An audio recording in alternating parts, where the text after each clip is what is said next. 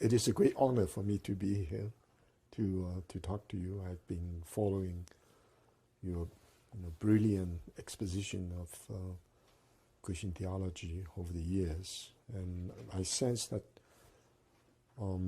your project in understanding Christianity right now in the 21st century is being very open, pluralistic, and you have a great deal of self-reflexivity, sometimes very critical, certainly very sympathetic understanding of the Christian tradition. I must say that this is something I'm trying to do with the Confucian tradition. And in 1985, I gave a course on Confucian philosophy at Peking University. And at the time, a number of people were interested in, but many of them, especially intellectuals, graduate students, mentioned that it's almost impossible for any of them to consider themselves as Confucians or to identify themselves or sympathetic to the Confucian tradition. They see more the negative features. But then over the years, there's a major change, and there are many kinds of evidence to show this change is not just temporary. I think the primary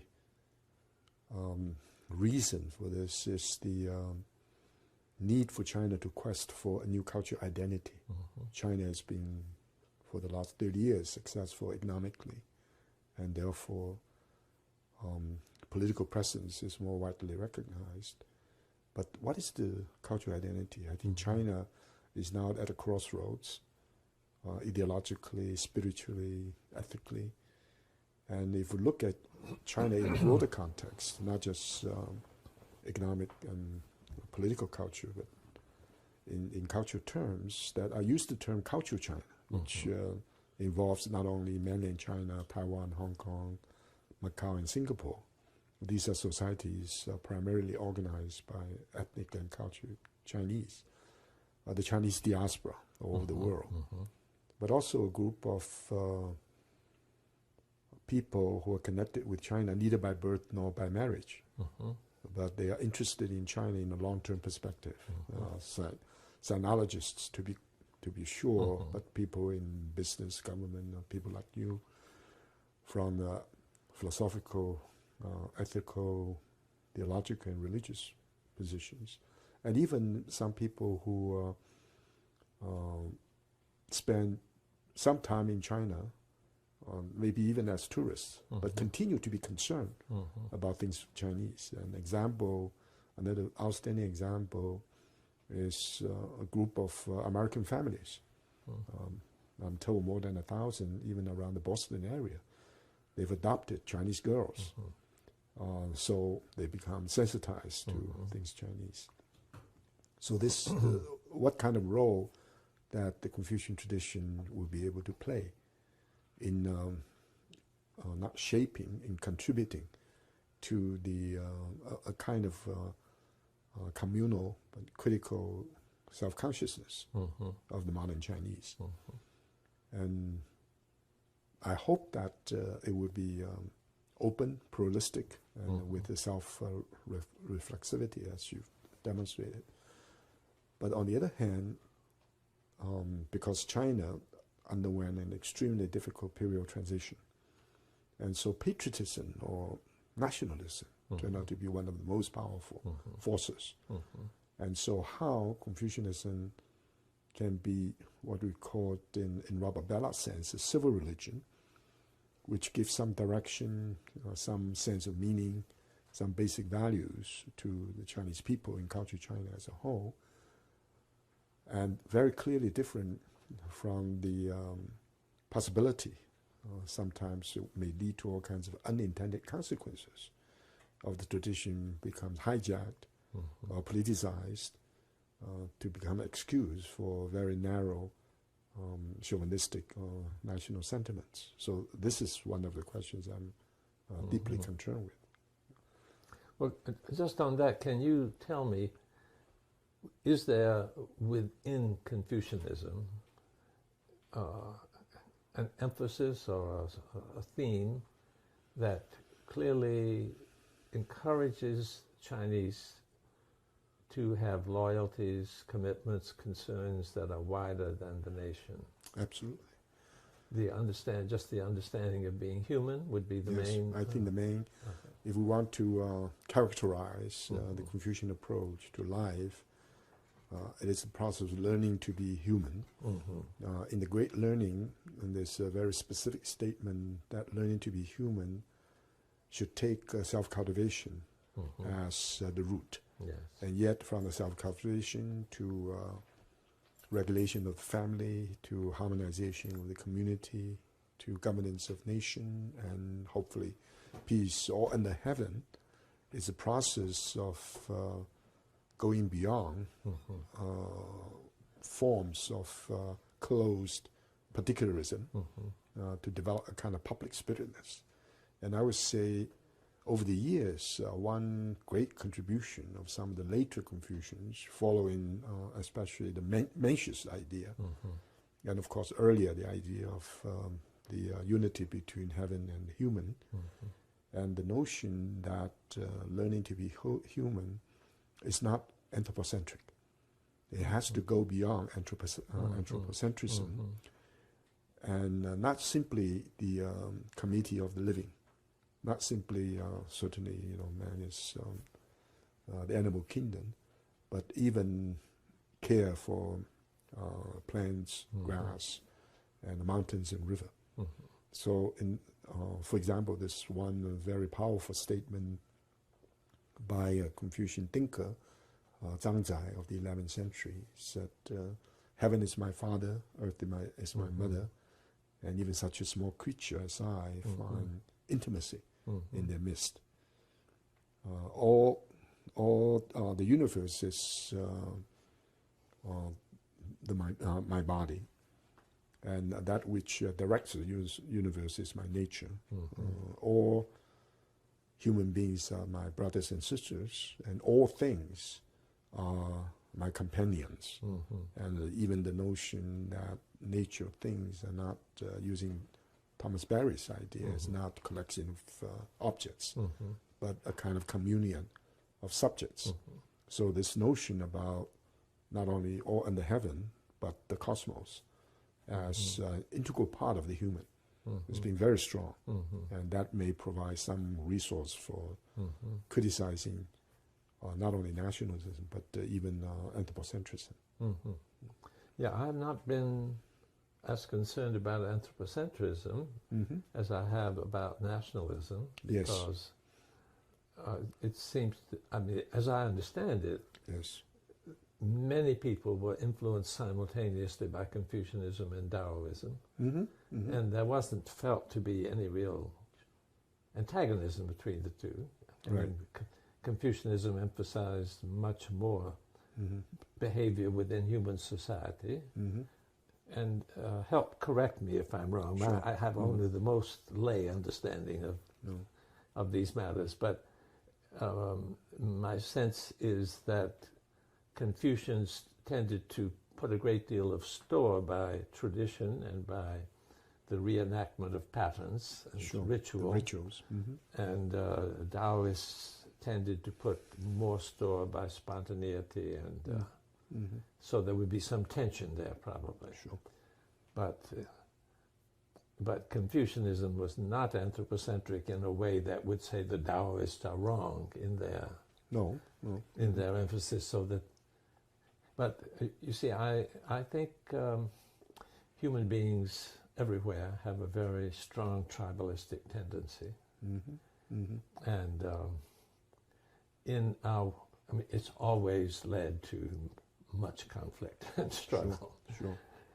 In our world, we simply can't afford it anymore. And so one of the questions I ask about any proposal for a civilization is what within that proposal will work to counter the perfectly healthy concern and interest in being part of a community and so forth. And having grown up in Japan, I think of the Japanese instance, and I think Confucianism adapted itself rather readily and comfortably to the nationalist context. Yes, absolutely. And don't misunderstand me, Christianity has often adapted itself to nationalist context. Absolutely. Too. So, but there has been a long history of explicit tension in the West between church and state that makes the opposition to nationalism much more evident in the monotheistic traditions of the West, and perhaps even more in Christianity than in the others, though that's a complicated question to discuss. So this is not a criticism of Confucianism, but just to say, when I ask the question, how can Chinese have a civilization, to which, since I think China is now already one of the great world powers and is still advancing in that respect, whereas the United States is declining in that role, I think it's very important for the planet what kind of culture China has. Yes.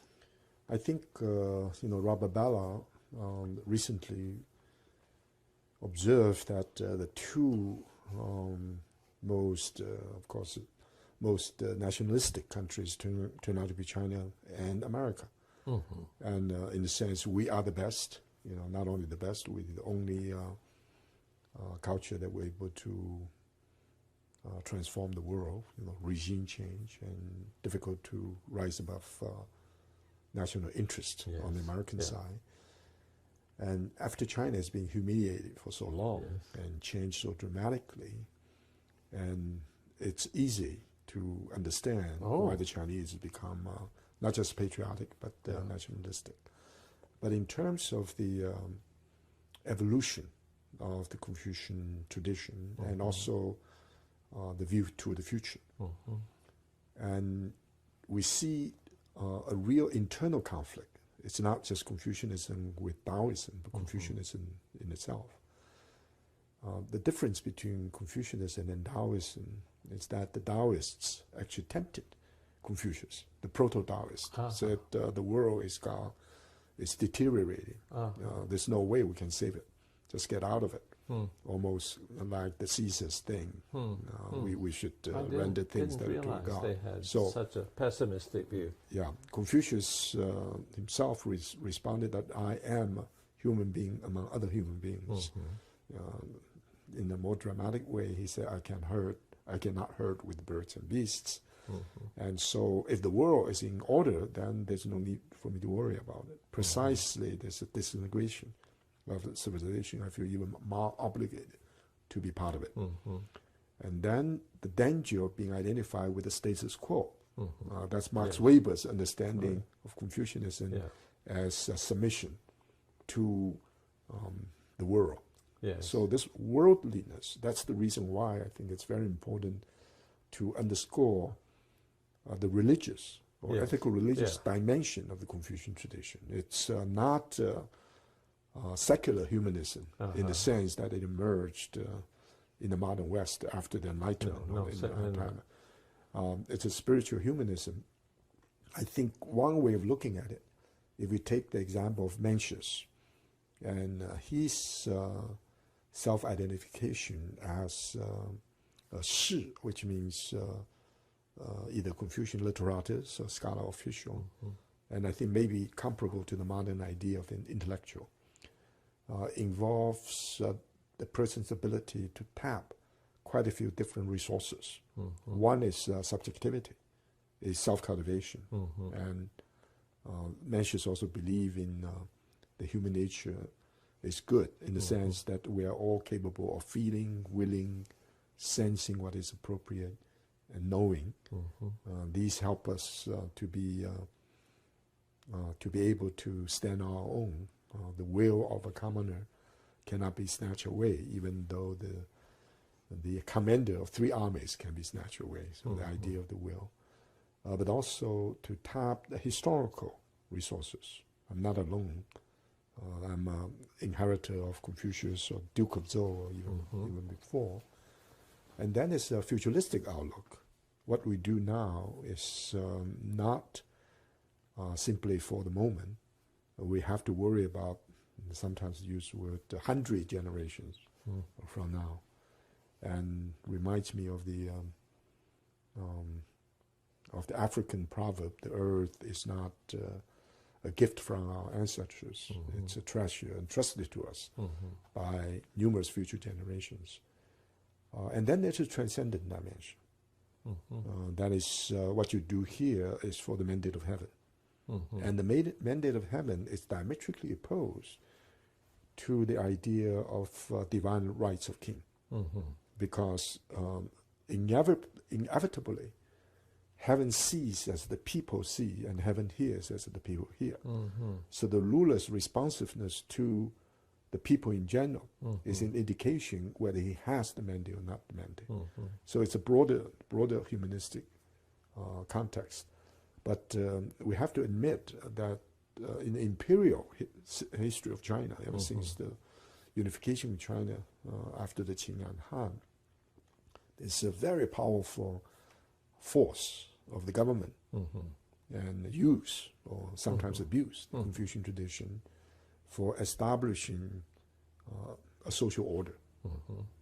Therefore, by the hierarchical system, the importance of harmony, but sometimes harmony is confused with uniformity and obedience, or filial piety is linked to obedience. So the tension has always been there. I think we see the unfolding of these two forces within the Confucian tradition. So I would say China is not a fight between Confucianism and legalism. It's highly legalized Confucianism. And the Confucianism, which is more compatible with the Taoist idea of free of the person. So these two forces, and it's not really that simple, because Confucian intellectuals, since they are part of the world, they want to become prominent in order to spread their influence. And by doing so, some of them maintain their moral integrity, some of them totally corrupted in a way by the regime. And also the Chinese political system, including the bureaucracy and even personalities such as the emperor and the ministers, have also been deeply under the influence of Confucian ideas. So it's well, the one place where transcendence of society is clearest is and of the status quo. Yes, is with the mandate of heaven. Yes. And I think that's an aspect of Confucianism that most of those in the West who have become interested in Confucianism have downplayed. Yes, yes. And I'm curious whether in the revival of Confucianism in China, it's also being downplayed. I think so. Yeah. And yet, maybe a paradox, when a Maharishi first came to China to spread Catholicism, he was aware of the fact that if the Chinese, he urged the Confucian scholar at the time to return to the origin of the Confucian tradition by identifying the importance of heaven as a transcendent other, because it's functional equivalent of God. And exactly. He tried to undermine, or sometimes he tried to deconstruct the so-called Neo-Confucian worldview. That is a more organic view of the world. And God, in a way, is an integral part, even though creativity in itself is an integral part of the cosmic transformation, in which human beings also take like part. It being an integral part, but right. And I think but still a part that clearly is beyond any particular state, nation, or class, or race, or anything of this kind. Absolutely. And that's what seems to me to be important. I say it with great hesitation because our record in the West is so sketchy. Absolutely. Nevertheless, the sense that we should not, I mean, of course we should be patriotic and we should be loyal to our local communities, and I mean, all of those loyalties are obviously important, but all of them subordinated to something that is of universal relevance. we have that in principle in our tradition. Sure. And we turn it into idolatry over and over again. Sure. So it's not that I think we have a great record in the West, but I still think I don't quite know without it how we can hope for the people of great power to relativize that. Absolutely. That power. Yes. I think this one great lesson China can and ought to learn is the absolutization of the relative can turn out to be extremely dangerous. And in the traditional Confucian culture, and there's a conception that heaven creates, but humans complete, or humans following heaven's quote project. Human beings are responsible to bring it to fruition for the human community. So very early on, I think you can talk about heaven, using Christian analogy to be sure, as omnipresent and omniscient, but definitely not omnipotent. And at that point, you see, I like Confucianism much better. Right. That's and the one consequence, I think maybe even positive, is that human beings are not simply observers or appreciators. They are participants. And so you can even use this more radical term, co-creators. So one way of looking at this is the dichotomy of the either or, who have to be substituted by the notion of both and. So there's no separation between the body and mind, spirit and matter, or creature and creator, or even secular and sacred.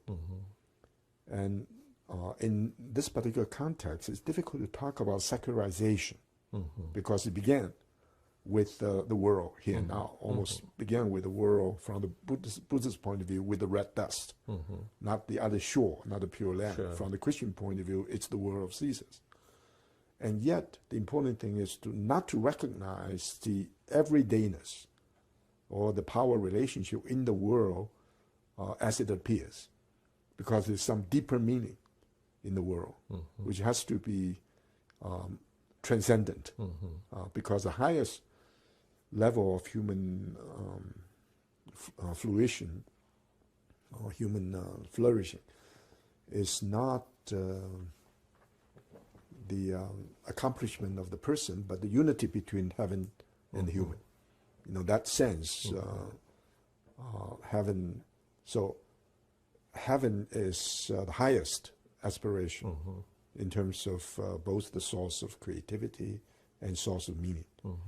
And yet, since human beings are participants and co-creators, they have tremendous power and influence, not just in anthropological terms, but even in evolutionary and cosmic terms. And therefore, there's an old statement that human beings will be able to survive all natural disasters, or most of the natural disasters, including the flood. There was a myth of the flood. Instead of the Noah solution, it was an attempt to transform the flood into an irrigational system. The Sage King Yu was considered as very successful. It's a very elaborate story, myth. But at the same time, if human beings can never, in the long run, escape the disasters that are man-made. So this is very, very strong. And therefore, the ethical responsibility began early. And the assumption is those who are more powerful, influential, and have access to both material and non-material resources ought to feel more obligated for the harmony or well-being of the society as a whole. And well, I think you know that I love everything you're saying. This is what we are trying to turn Christianity into also. But let me indicate, I think it's just to indicate things that I don't know how fully they are present that are important to me. Sure. Okay. And Whitehead has a great emphasis on adventure. Sure.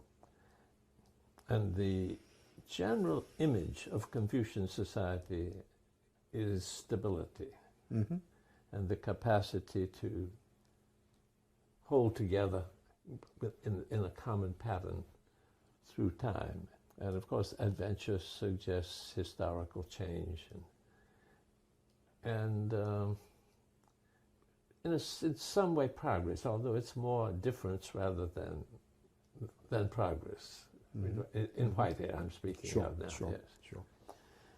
So I'm curious. You probably have reflected on that. Is that a real difference, or does Confucianism encourage a radically historical consciousness? So I think apparently the difference is very, very clear and very marked, because Confucius said, I'm a transmitter rather than a maker, almost in the sense I'm an inheritor rather than an adventurist or rather a creator. But if we examine... in fact, he was an adventurer. Absolutely. If you look at it, and this is what I call his historical consciousness. In a sense, what you do here now is not creating something out of nothing. It is a continuation of a long tradition. Yes. I think reminds me of T.S. Eliot's notion about the individual talent and tradition. So the individual talent or the creativity of not just one individual, but maybe through the inspiration of one individual group of people, is not simply to add to a cumulative tradition, but to reconfigure or sometimes radical transformation. We often like to use the word creative transformation, or what has happened. So in that sense, because you have to do it with a view to the future, but there's no unilinear progression built into that system. I don't want unilinear progression. Right. That's something I think we got into trouble, or even including Marx, from the August Comte's idea of human history evolved around religion, philosophy to science. So, but the human factor is critical, the participation of the human in this process. And I think one danger, which is quite evident now, is precisely this emphasis on stability, on harmony. And if you don't allow adventure, don't allow some creativity, and the obsession with the stability may lead to major disruption. Let me take a very concrete case. Yes. At least as an outsider, it seemed to me that filial piety is a very fundamental teaching of Confucianism. Is there within the Confucian tradition the sense that this particular structure of the family is one good structuring of the family that is appropriate in certain historical, cultural contexts, but that other family structures might supersede it in changing times? Certainly there's a normative idea about the critical importance of the family. Of course, we can use now a kind of normal family. But I think the situation is more complex. People may give the impression that the Confucian approach to the family is not only very positive, optimistic, but even somewhat romantic to underscore the warmth and importance of the family. But that's not the case at all. And because one of the great myths of the sage king Sun, he came from the worst possible family. The father was abusive, very brutal, mother totally self-centered, and his half-brother, was totally alienated from not only himself, but the society. And yet he managed, against overwhelming odds, to harmonize the family. So he became a sage king. Most of the other people just failed to do that. And there's a clear understanding that a family is a complex system, just like self-cultivation is complex. And because the family is differentiated into age, gender, status, power, influence, and so forth. So all members of the family, which is large or small, will have to be a contributor member, or at least a passively receiving member of the stability of the family. And there was a story in the Tang Dynasty, and the emperor learned about a family.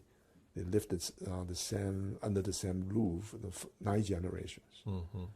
And so the patriarch was invited to the court for honor, mm-hmm. and he was in his 90s and couldn't quite express himself. He asked for a piece of paper. He wrote one character on the piece of paper. In Chinese, 忍, and which means tolerance, mm-hmm. endurance. So even in a family of 3 or 5, even if there's one person like the son or the daughter refuses mm-hmm. to collaborate, mm-hmm. family becomes dysfunctional. Mm-hmm. So it's extremely difficult to manage the family. Now the question is about different kinds of family. Exactly. Now from today, yeah, yes. Especially from the UN. I think UN talk about 5 kinds of family. Uh-huh. And I think the Confucian position, I think of course it would have been a rather surprise, not only to Confucians but to all same families. Thing too. Yeah. If you look at in the West, these right. are surprising changes. These absolutely are not anticipated. Absolutely. Yeah, I think the Confucian position is the primacy of the parent-child relationship. Mm-hmm. That cannot be violated. Not that cannot be violated. That is absolutely essential for healthy society, for human survival. Yeah. Unlike other animals, mm-hmm. the dependency need is very mm-hmm. high. Yeah. That's the idea of filial piety. When your parents die, you observe the morning ritual for 3 years. 3 mm-hmm. years meaning probably 18 months or so. Is necessary precisely because repaying the debt. Mm-hmm. So the parents' love for children is totally natural, mm-hmm. where the children will have to be educated, sometimes disciplined to mm-hmm. be filial. Mm-hmm. So there's one statement in the classic of filiality. A very good student of Confucius, asked Confucius to be obedient mm-hmm. to one's father. What is your view on this? Confucius actually was angry. He said, what is this? He said, in the normal situation, the king or the rulers need 5 powerful critics to remonstrate with him. Mm-hmm. And the regional governor needs, the king needs 7, then 5, then 3. Mm-hmm. And it's absolutely necessary for the son to encourage the father to be the father ideal. Mm-hmm. If the son allows the father to indulge in his problems, mm-hmm. This is to push the father into an unrighteous position. Mm-hmm. Another more dramatic view is that, and this same student was hit by his father, mm-hmm. and somewhat really hurt him. And Confucius was very angry. If your father came with a small bamboo, you could tolerate it. If father came with a big stick, you run. Because if you get hurt, it would be worse. Reflect upon the brutality of the father. So there's always this negotiation. Mm-hmm. And once I think there was a paper, again, at Rababella, called Father and Son in Confucianism and Christianity. Mm-hmm. In that he was very, very Weberian. And said in the Confucian tradition, there's not enough resources within the father-son relationship to transform society, mm-hmm. because the idea of obedience. Mm-hmm. Whereas in the Christian tradition, there's even in terms of church and state, there's mm-hmm. always a different kind of sanction. Mm-hmm. Not to mention the idea of the holy elder.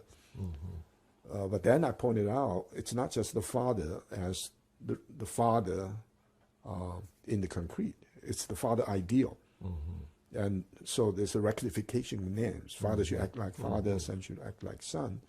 If father doesn't act like a father, it's obligation of the son mm-hmm.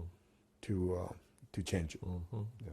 So there's that both that tension mm-hmm. and that's the space for some kind of transformation. Mm-hmm. And that is being reflected on and considered today, I imagine. That's absolutely in Confucian circles, because I would think one of the reasons for some resistance to the renewal of Confucianism would be its tendency to be conservative in some of these respects. Right. Yeah.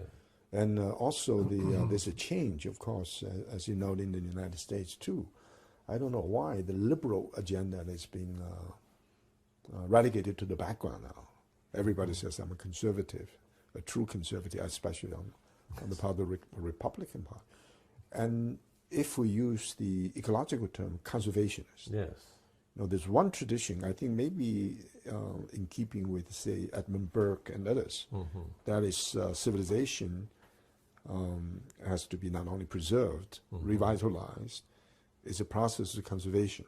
And what actually happened in the Cultural Revolution, the total abandonment of that sense of continuity, almost like, it's diametrically opposed to the revolutionary spirit. I think Whitehead's notion of adventure is very different from this kind of radical revolutionary spirit. I think organic solidarity is quite critical for its transformation. So right now, that's also the case. And many scholars, especially those who were very radical before, now use the word conservative in that sense. They say, I am a conservative. But what they really mean is that I take history and the tradition seriously in my understanding of the present situation. But you see how one could affirm that one is faithful to the Confucian tradition and at the same time would support gay marriage? Okay. I would say, let me use an example. Yeah. He once was in a meeting, I actually moderated a meeting. He was one of the participants.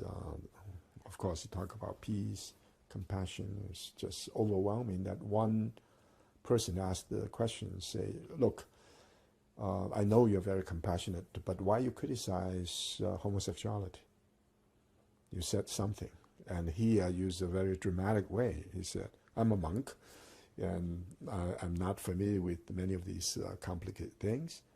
But I think if you look at a man and a woman, he said, look at a man and a woman, they fit very well. If two women or two men, he said, if there's a couple, both men or both women, they love each other, they care for each other, and they lead a family, they organize society, then in legal and all other situations, they ought to be protected. They have their rights. However, I still, from my limited point of view, man and woman, that relationship seems more natural than that. So everybody laughed out loud. But I think from the Confucian point of view, because of the yin-yang idea, because, creativity is based upon difference. And even in terms of sexuality. Of course, we can desexualize it to say the difference lies somewhere else, maybe in race, in position, and so forth. But in the yin-yang model, then I don't know whether we can even use the word normal. The Confucian vision of ideal situation is the creative interaction between the two, also between heaven and earth. For example, if earth is on top, and that's creativity. If heaven is on top, earth is below, heaven flows upward as earth sinks downward. It's not creativity. Creativity involves interaction. I would say that if something like this happens in China, I think the kind of emotions generated in terms of legal concerns, these probably would not have happened. I think the Chinese would be willing, even under the Confucian tradition, would say, "Well, that's their own affair." I don't think that violates any kind of basic principle. But still, some people would look negatively. Yeah. No, obviously there are all kinds of emotional feelings and so forth. My question was just another way to get at the issue of how drastically society can change. Yes. And still be a Confucian society. Right. Because our impression is conservative, hierarchical, right? Well, whether hierarchical, it isn't that. I just mean the sense of a stable order of society. Yes. And how that can best be achieved. Yes. Is central to the Confucian idea of how things should be. Right. I think in the early part, I would say when Confucianism became a state ideology, probably in the Han Dynasty, the preaching would be 6th century BC, then in maybe the 2nd or 3rd century BC and until the 1st century AD. And there was a major transformation. And in one of the texts, which is the result of a court debate so it could be considered as officially sanctioned. There's a statement which has become a major bone of contention, and I would say a site of debate. You say a stable society requires the authority of the father over the son, the authority of the ruler over the ministry, and the authority of the husband over the wife. So it's hierarchical, authoritarian, and male chauvinistic. And in terms of textual analysis, this is very comparable to the legalist idea that if the sons are unruly, if the ministers do not obey, if the husbands are more powerful, the wives are more powerful than husband, society will disintegrate. Yeah. Now, if we look at Mencius, when the relationships of the family are first discussed, it's always reciprocal. The ruler should be benevolent, so the ministers can be loyal. The father should be loving. The son should be filial, and the older and the younger brothers. But even husband and wife, and there's a division of labor. We may have a different sense of division, but division of labor is considered critical. So that reciprocal model and the more hierarchical model, these two are different. But now I'm reminded by some of the sinologists that if you even look at hierarchical model, as the ruler authority over the son, but all the examples given turn out to be how the ministers remonstrate with the ruler. And that's true with children, with sons, remonstrate with the father, and wives remonstrate with the husband. So it's at least ambiguous. It's not the line of the chain of command is not that clear.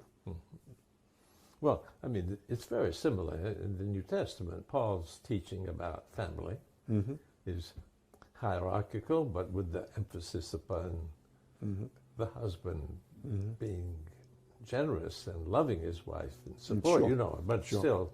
So it's I'm primarily just trying to sense. In the biblical tradition,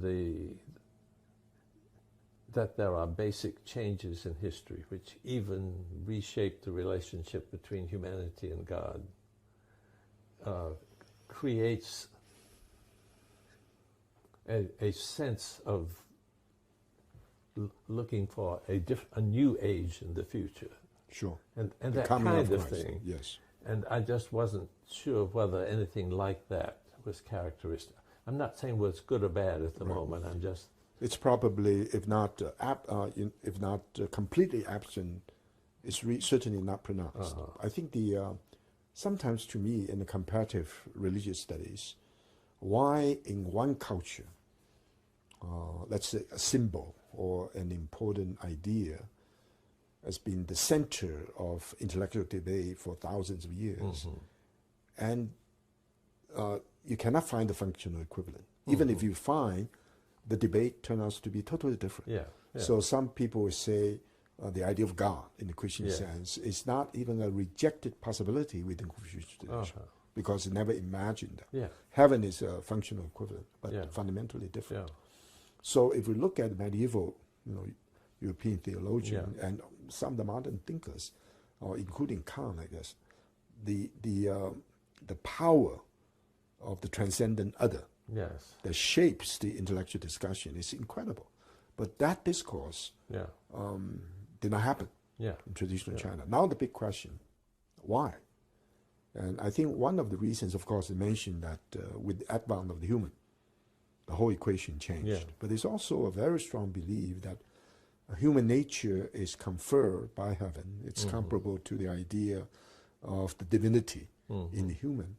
But then the implication drawn from that idea is that through our own self-understanding, not just rationality, understanding of ourselves, we appreciate heaven. We can never understand fully the meaning and the resource, the creativity of heaven but we are part of it. And in a way, if you extend that analogy, we can never understand our own nature in the true sense of the term, because it's heavily endowed. And yet the relationship is an intimate one. That's why I used the term, which generated a lot of criticism, immanent transcendence. Well, that's exactly what we Whiteheadians want. Absolutely. So this is not a... I'm not... we spend a lot of time critiquing the traditional doctrine of God. Right. So we're not disappointed to find that has never developed. I think you're very fortunate not to have had that.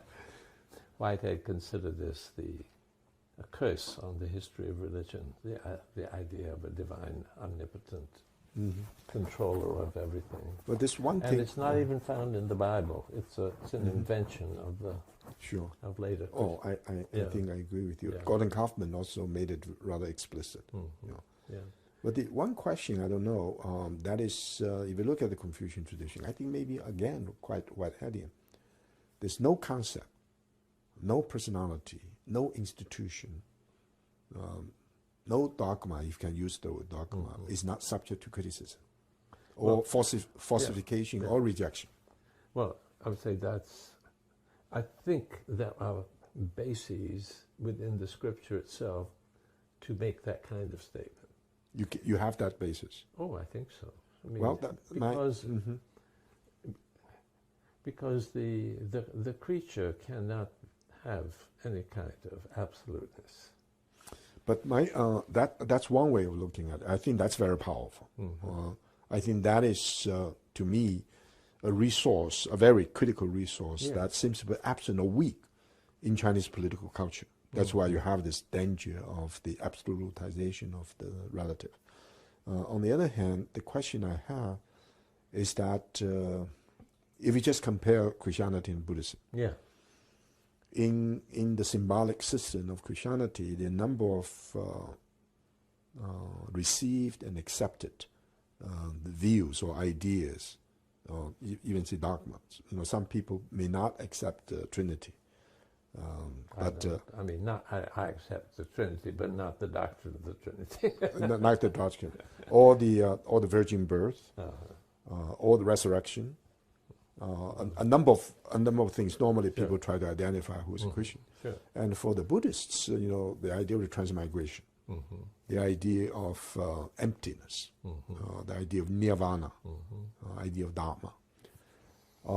So, in a Christian and Buddhist dialogue, and they are not incommensurable. They're so radically different to appreciate, to understand, to involve in a kind of mutual elucidation, but not collapsing the two. There's no way of doing that. Now, in the Confucian, that's why I'm both fascinated by and also I'm sort of intrigued, because I have some knowledge about the comparative study of religion. Almost nothing like that. So, because the idea is learning to be human.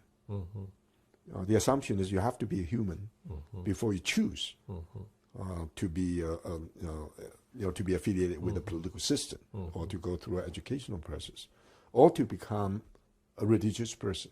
You choose to become a Christian, you choose to become Buddhist, but you don't choose to be human. So this is the kind of Confucian point of view. And so the first Christian-Confucian dialogue, and many, many years ago in Hong Kong, and I was not aware of it because it didn't really come to my mind. On the fourth day, it's a one-week conversation, I realized that out of the 13 representing Confucians, 6 or 7 of them are Christians. Bob Neville was one of them, right? And John Berthon, and Teddy Barry, and Julia Ching, and there's a Peter Lee, and actually, I was overjoyed. I'm not a Christian, but I am a beneficiary of Christian theology. So then I asked my question. At the time, I didn't quite understand it. Then I asked the question, realistically, it was a Christian dialogue as well. So we must ask the question, what is the difference from the Christian who's sympathetic to or even influenced by Confucianism, and the Christian who's never heard of it. The more I try to think about it, the more I'm, you use the term social gospel. From the minimum condition of being a Confucian, especially now we talk about sort of intellectual as a Confucian, the person has to be politically concerned. You don't have to join the government, socially engaged and culturally sensitive. And it's possible, for Buddhism, it's very clear. You don't have to be involved in politics at all. You're not socially concerned, of course, maybe in an implicit way. Well, some Buddhists have developed the social concern, but it's that's engaged Buddhism. So you can be a Buddhist who is in the monastery, sort of totally committed to the monastic way of life. That's true with Christianity. So being Christian and being Buddhist, in a way, is much broader options than the other options. And being a Confucian, because this worldliness is tied to this world. That's one of the reasons why, we may have difficulty. I know you totally accept it. Say I'm a Christian Buddhist or Buddhist Christian. But to say I am a Confucian Christian, for Bob Neville, even Teddy Berry, that's natural. And now the question is, can you be a Confucian Buddhist? And the curious thing is now most of the Confucians in Taiwan and other places consider them, most of the Buddhist masters consider them Confucian Buddhists. They say we are humanist Buddhists. We are engaged Buddhists. We're not simply... So the differences between those who believe the kingdom of God yet to come, or the Pure Land, or the other shore, your primary commitment is to that, and rather than the world here now. But with the ecological question, I think maybe for the first time, our generation managed to see the Earth with our naked eye, of course, helped by the astronauts, and we see the blue planet holistically, and we know how vulnerable it is. Right now, my son works actually for NASA. They're trying hard to find a comparable, even remotely comparable planet. And so far with billions possibilities. So this must be something unique. And of course, some people say maybe intelligence design, maybe other. But from the Confucian point of view, the earth, the body, your mind, your heart, these are integral part of you being human. You just cannot afford to undermine any of them. So then the question, this is what I think about the modern transformation of great axial age civilizations. And virtually all major religious traditions now consider caring for the earth as not only positive, but a necessary and highly desirable way of being Christian or being Buddhist. You cannot imagine a Buddhist master to say, well, this is the red dust.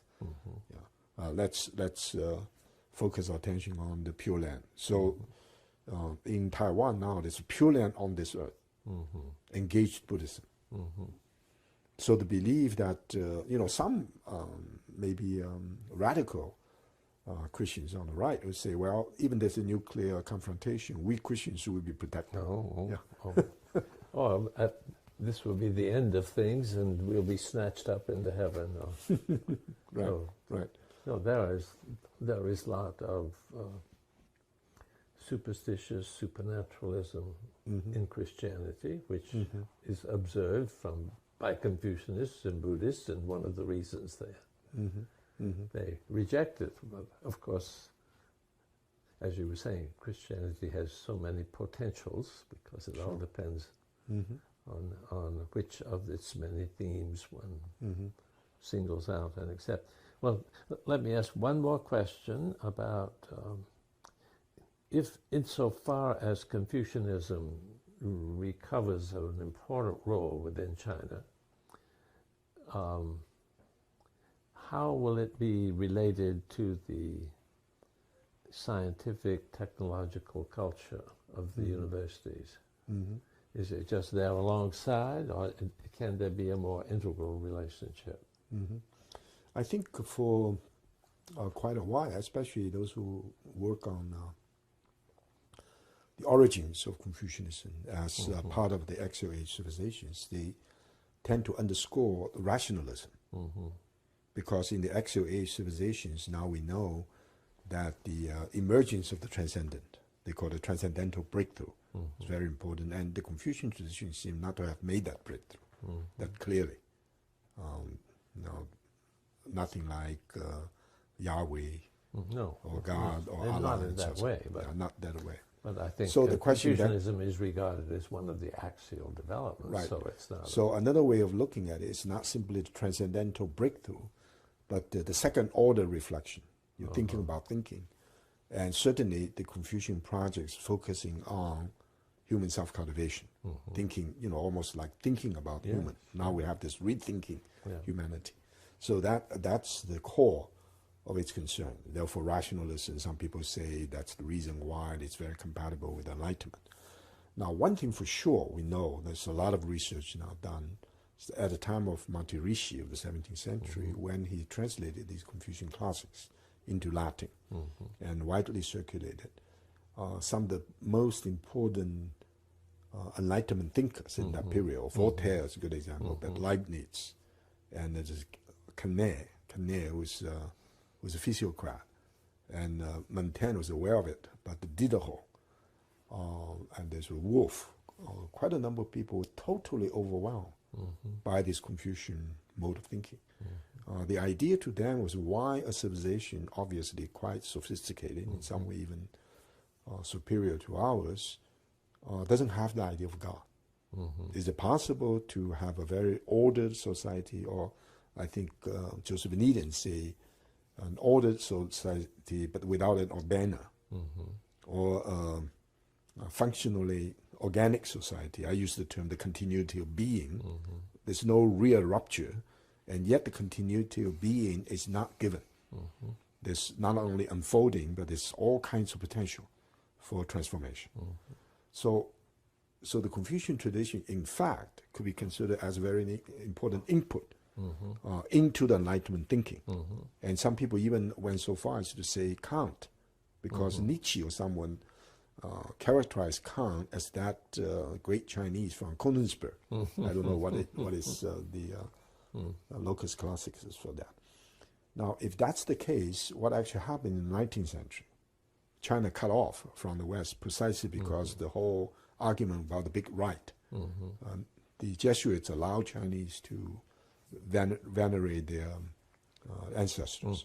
But this is not this is not really idolatry, from the Jesuit point of view. Sure. But the Franciscans and the Dominicans objected to it. And when Vatican ruled, that is, and considered the Jesuits wrong, the Chinese emperor stopped communication. Very understandably, yeah. But for 100 years. Yeah. And that 100 years turned out to be the industrialization, scientific discovery, and not to mention the development of technology and so forth. So when China when the West showed up as a powerful force in fighting against China in the mid-19th century, China was not prepared. Earlier, it's really quite interesting to observe that on the eve of the Opium War, the Chinese economy was like the American economy, maybe even stronger. And the two-way trade between China and England was totally in China's favor, because England wanted tea, silk, and China and all kinds of other things, handicrafts, even some. That's why the English had to push opium on China, so they had something to sell them. So China, the leader in China at the time really had all this moral sort of sense of superiority, even sent a letter to British king and argue, even today, very forcefully. But the military might was such. And I think what happened to the Manchu court was ignorance and arrogance. Ignorant because they didn't know what happened in the West. Arrogance is they really felt they're still center of the universe.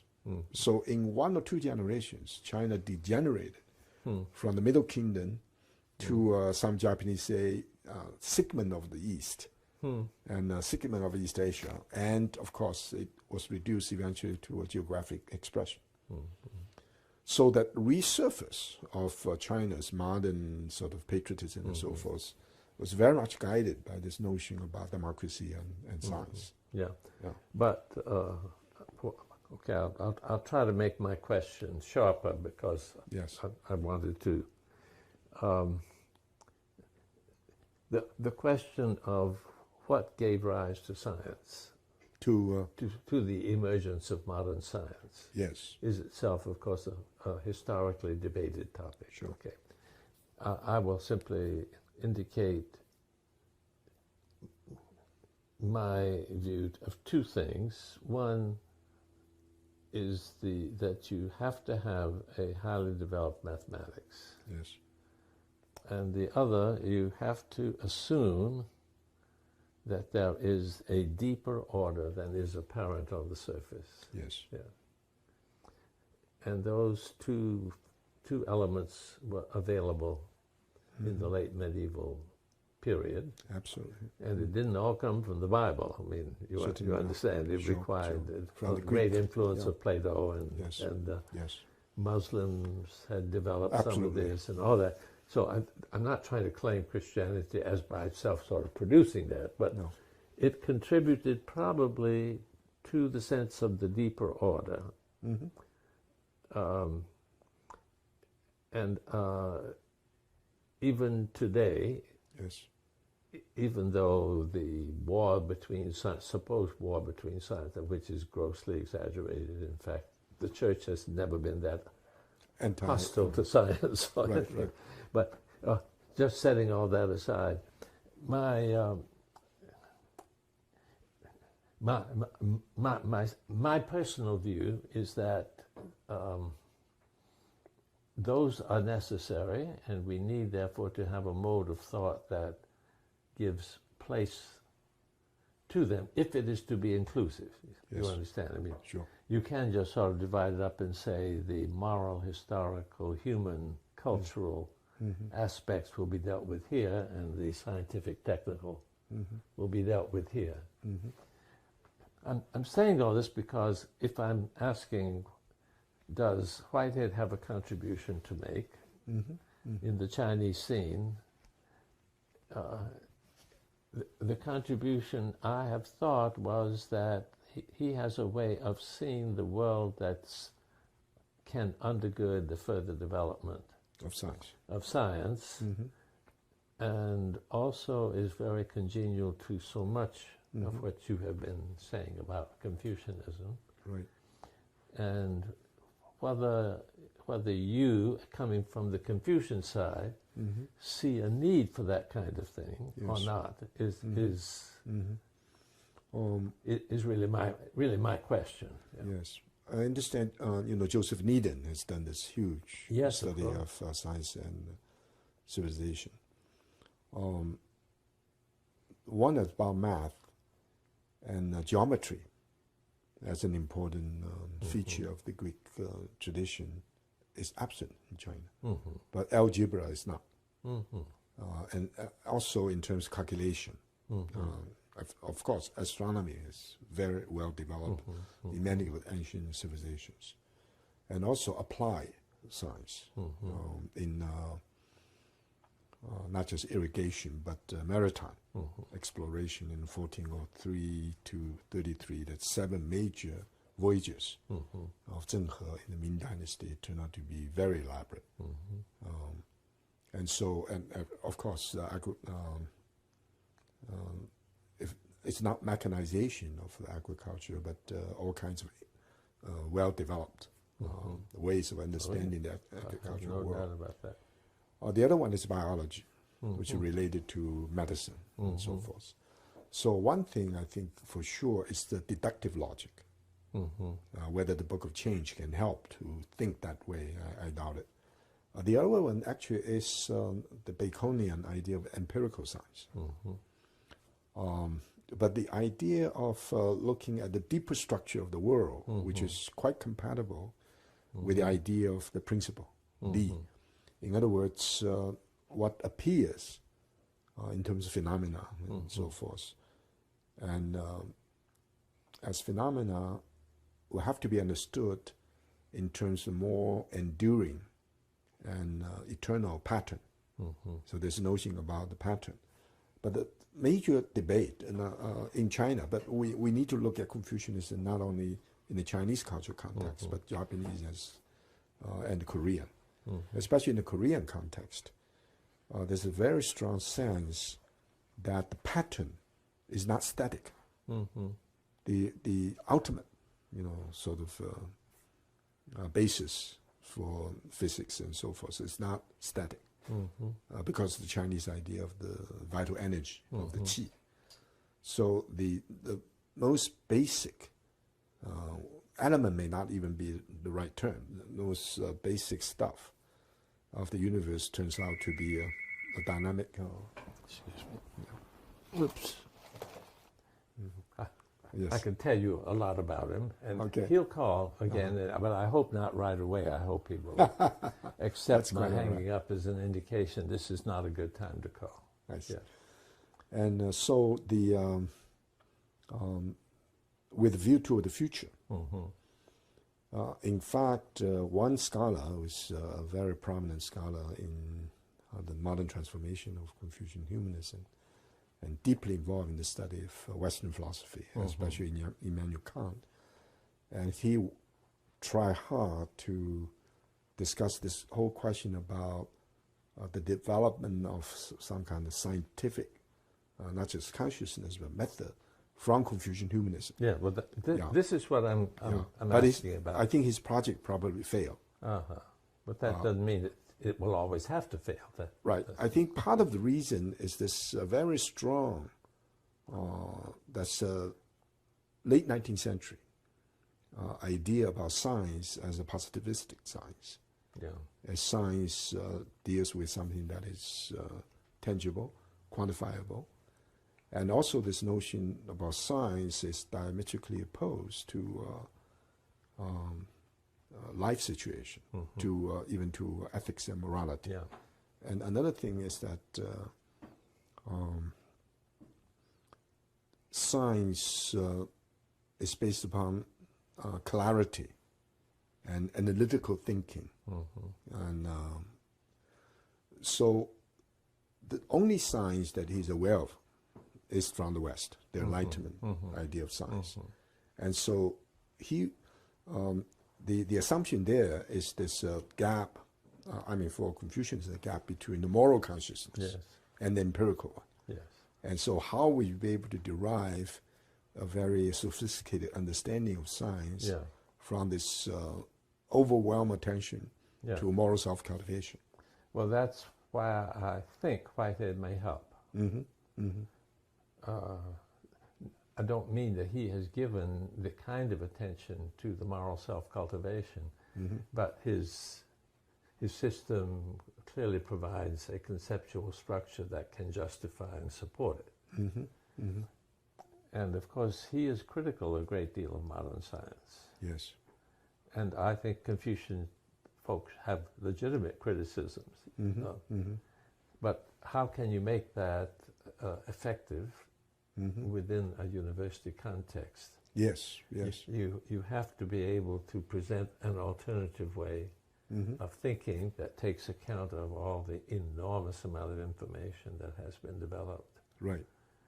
And nevertheless interprets it in a different way. I think... I think, you understand, we haven't succeeded in getting very many scientists in the West to pay attention to this.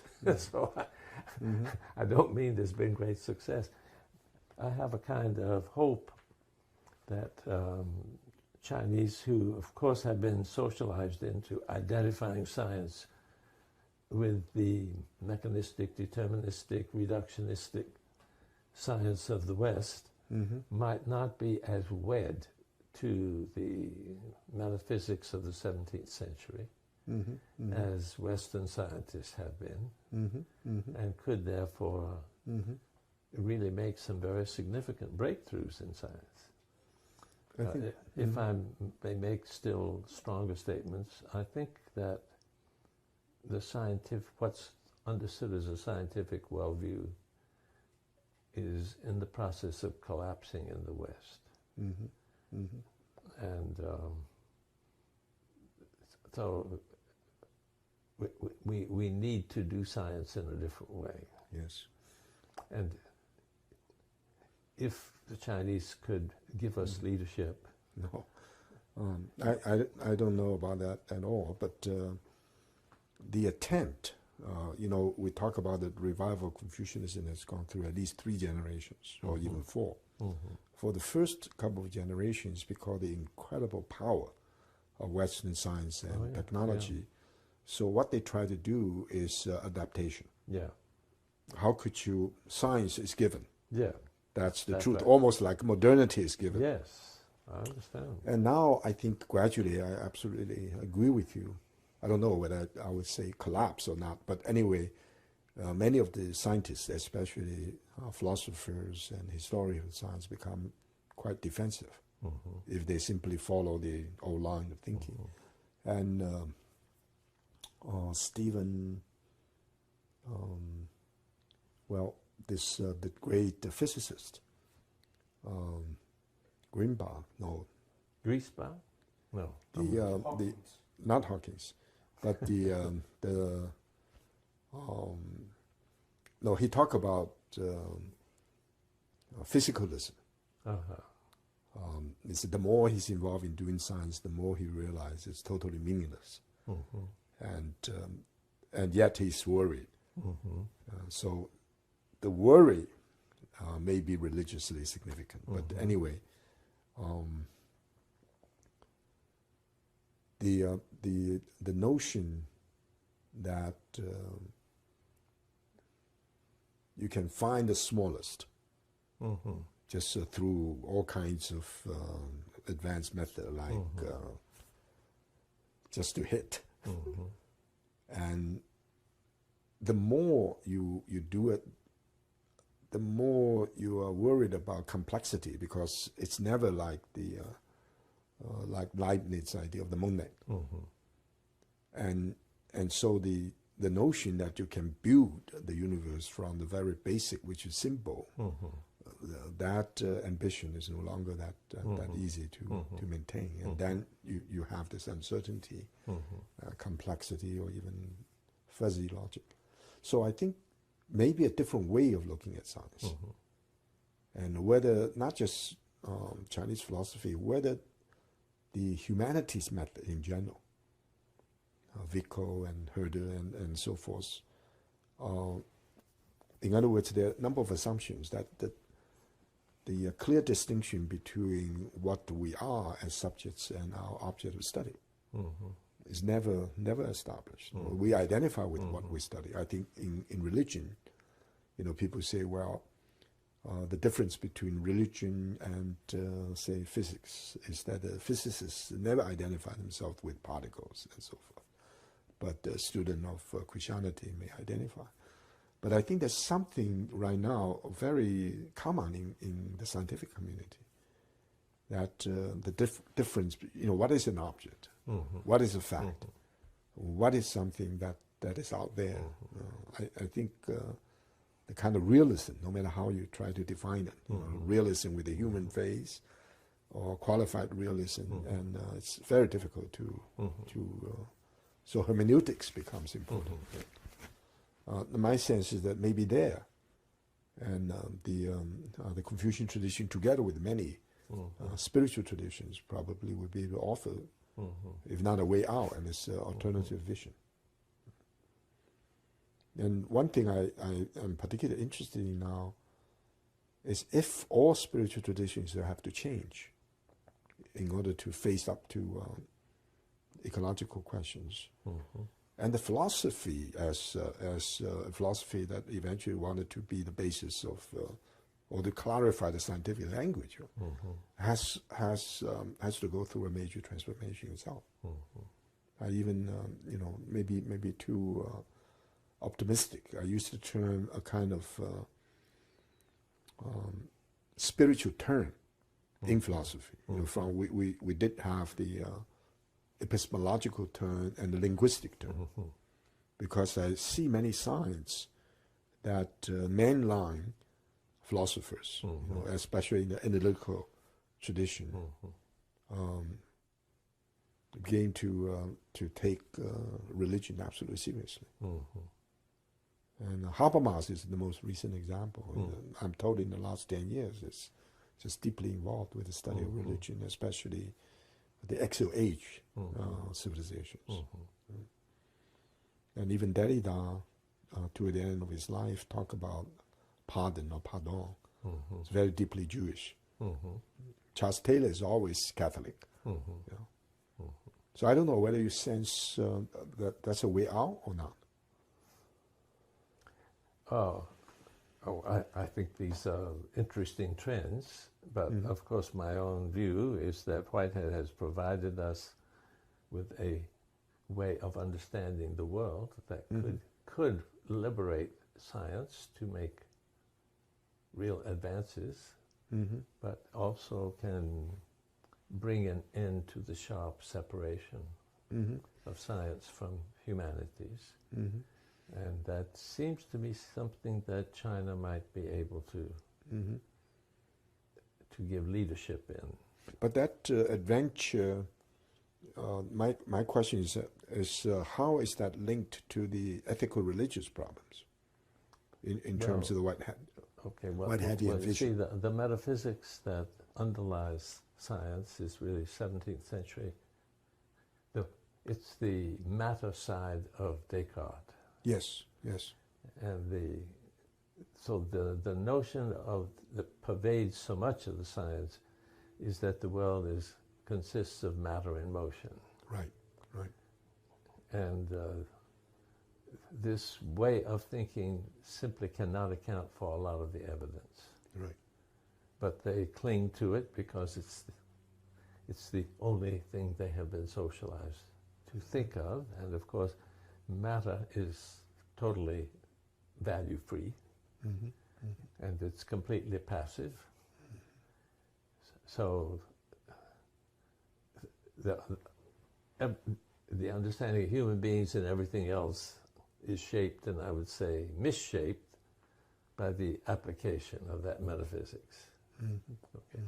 Now, in the origins of science, there were other proposals. I won't go back into that history, but that is not the only way to understand the physical world. And if we, first of all, shift, and there's much in science that encourages the shift, we shift from the notion of matter to the notion of event. And then if we ask... Event is always the dynamic, transformative one. That's right. And that's all there is. So there's no such thing as matter. But how is, if they say qi often is understood as vital force or energy. Yes, that would come much closer. To event. Yes. And actually I was going to say, you see, even within contemporary physics, Einstein said E is equal to mc squared. Well, if you're looking in physics for matter, mass is the closest you can come. So energy and mass are correlative with each other. But there are particles that have no mass.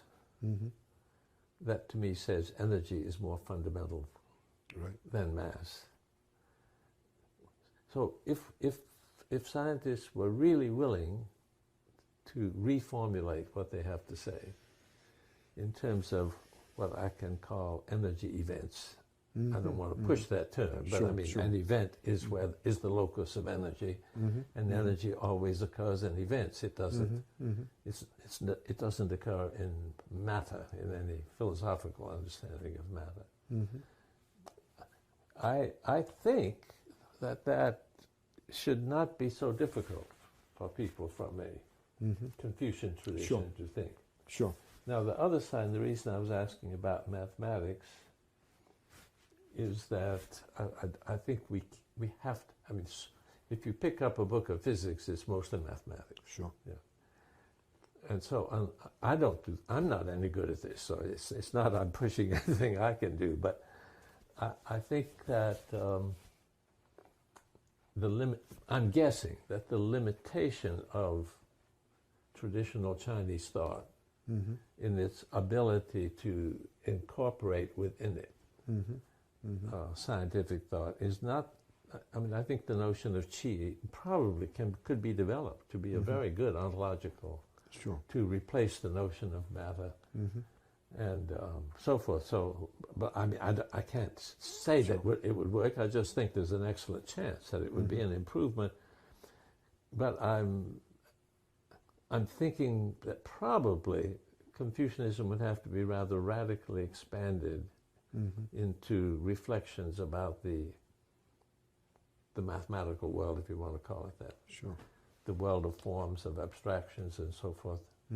This is has been developed, of course, in the Platonic context in the West, and since Whitehead was a mathematician, and he offers that, you understand, already integrated with his own metaphysics. But integrated with the metaphysics that both deals with the whole realm of the natural world, but also provides a different fundamental understanding of it, one that is value laden. Yes. You see, these energy events have value. Absolutely. And for Whitehead, and I think this would not be a problem for scientific thought, for Chinese thought, every event in its occurrence is a subject. Sure. Now, as soon as it's happened, then it's an object for other events. Yes. Oh, so you can distinguish subject and object, but that's just the distinction between present and past. Yes. Yes. So it's not a metaphysical dualism in the way in which. So whereas subjects have been subjects, and subjects always have value. Yes. To be a subject is to be a value of some kind. Right. This is the topic of physics. So if everything that happens has value, but of course there are more complex events like human experiences that have more value than photonic events. We no longer have this fact-value split. Yes. So science is constantly dealing with values, and not to pay attention to the values is already a limitation of science rather than.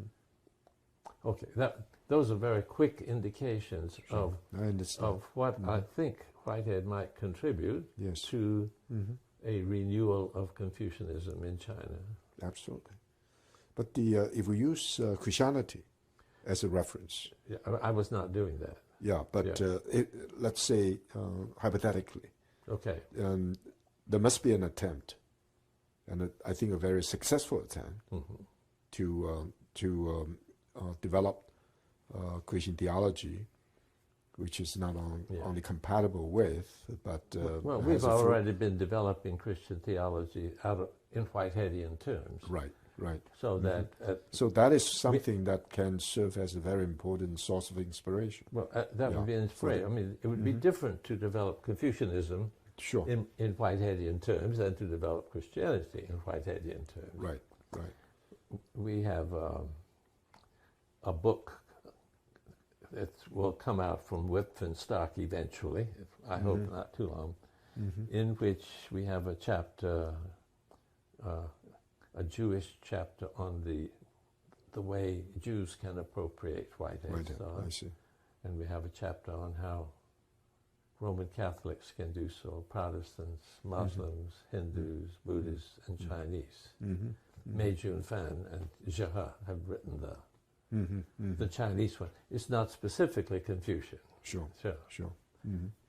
And what I am now talking about is not exactly what any of them talk about. You understand? Sure. They're talking. I think this has to be developed. I mean, for example,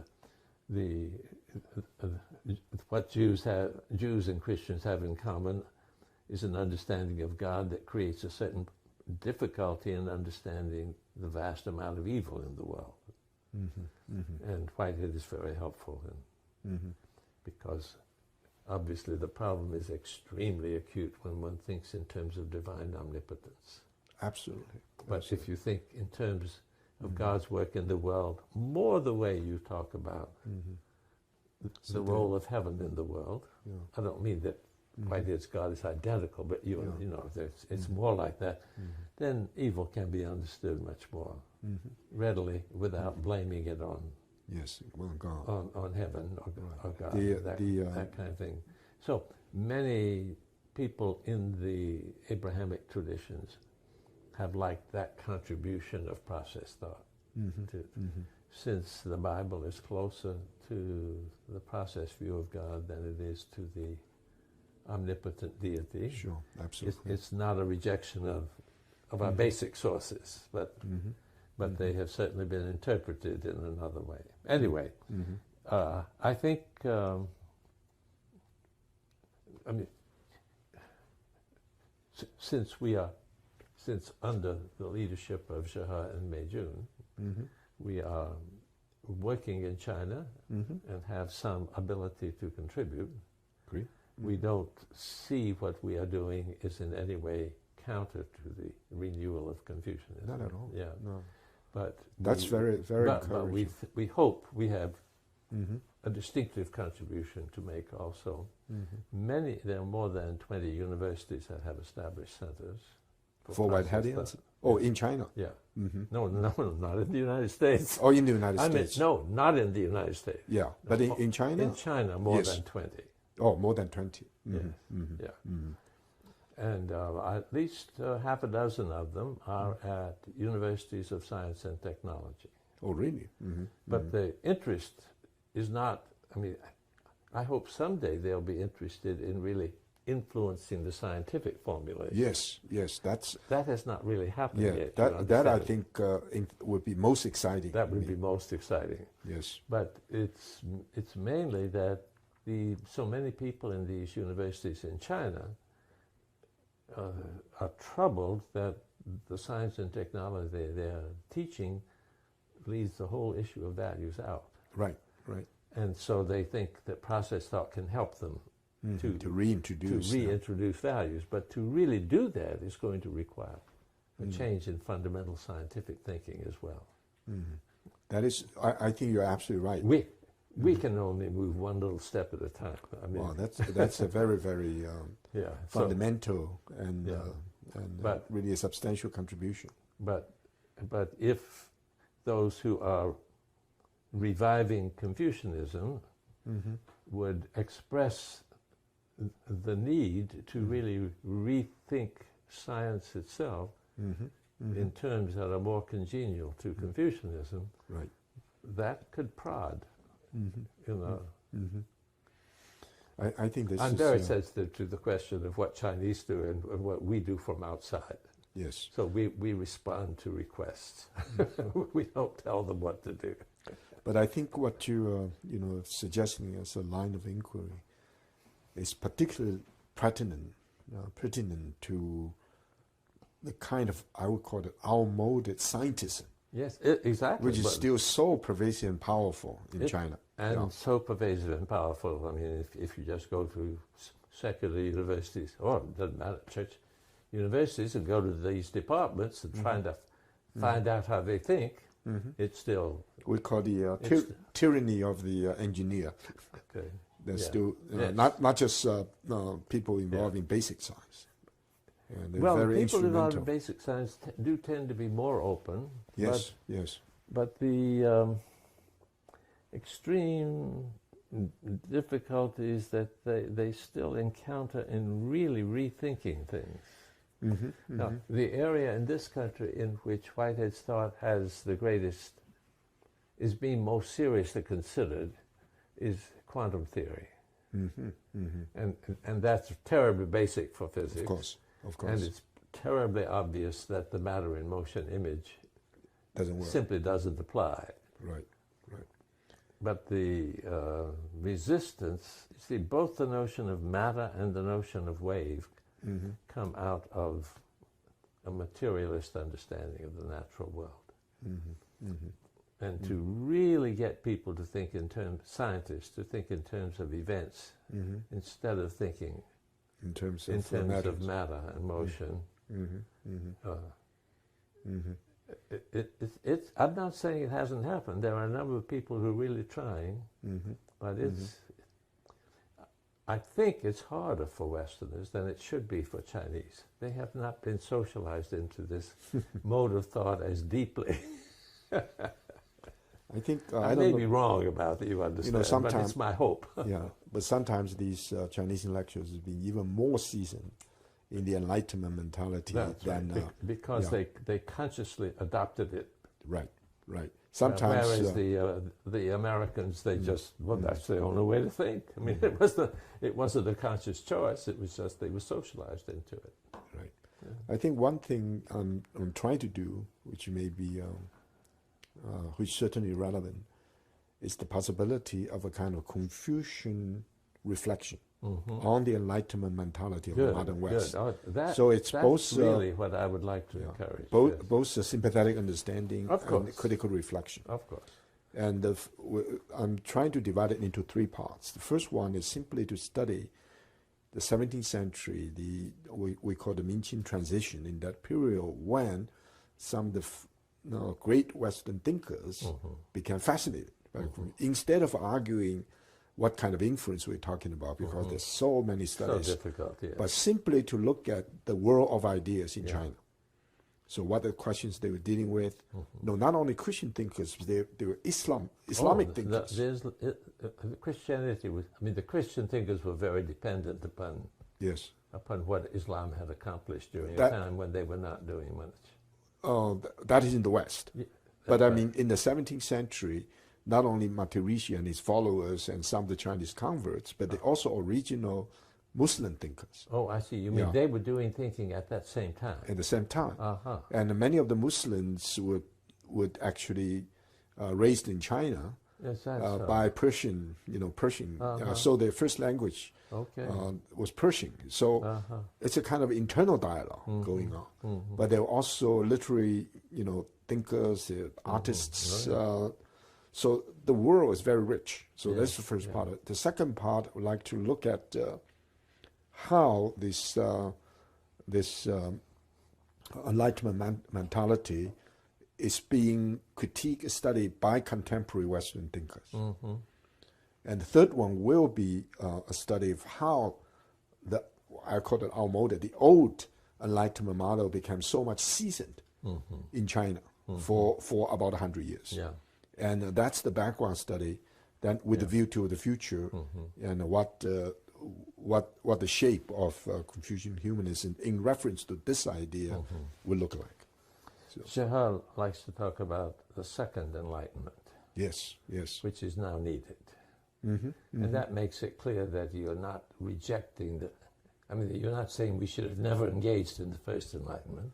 You just cannot afford it. We had to go through that, but it's time now for the second enlightenment. But normally people, when they talk about the second or the new enlightenment, they talk about almost like born-again Christians. They talk about the emergence of something much more advanced in science without any special concern about their own indigenous cultural traditions. Because they felt that's not as relevant as what actually happened in the earlier period. But Shahar thinks that in the second enlightenment there can be a renewal of what the traditions of the more classical thinking. That's terrific. So that's sort of our program in China. You have some kind of written document on this? Some reference? Shahar has published a book in Chinese that I have not read, but you might. Okay, I will try to do that. Now, I do have one last question I have or idea.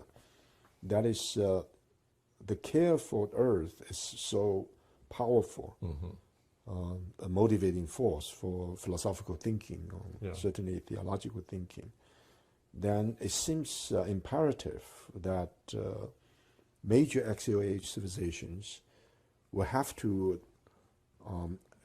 develop not independently, will have to develop maybe in reference to the current situation, a new language of global citizenship, because obviously not just ecological issues, but the financial problems, the problems you've been dealing with, in terms of economism and so forth. These all emerge as contemporary modern phenomena. And none of this you find origins in major traditions. So no major traditions have had experience of dealing with these kind of new problems. That's why the only world religion today is economism. And of course, we don't like that. No, I hate it. We don't like it. So the big question is, my sense that not only all XOH civilizations, but indigenous traditions, Shinto and all, or maybe the spiritual landscape of the world, we have to recognize that a lot of people, they not only consider themselves atheists, they really consider themselves as secularists to the extent that religion, not simply religion is not important, religion is irrelevant. And Shimo Eisenstein is really important comparative culture studies, his area. He's, of course, from Hebrew University. So I just took it for granted for some time that most Jews are believers, And he said he doesn't believe, he's not a religious. He said, I'm irreligious. Yeah. I said, then what is your religion? He said, I tell you my religion. No matter what conference I go to, I insisted there must be a swimming pool. So swimming is my religion. Well, in a way that he does that almost every day.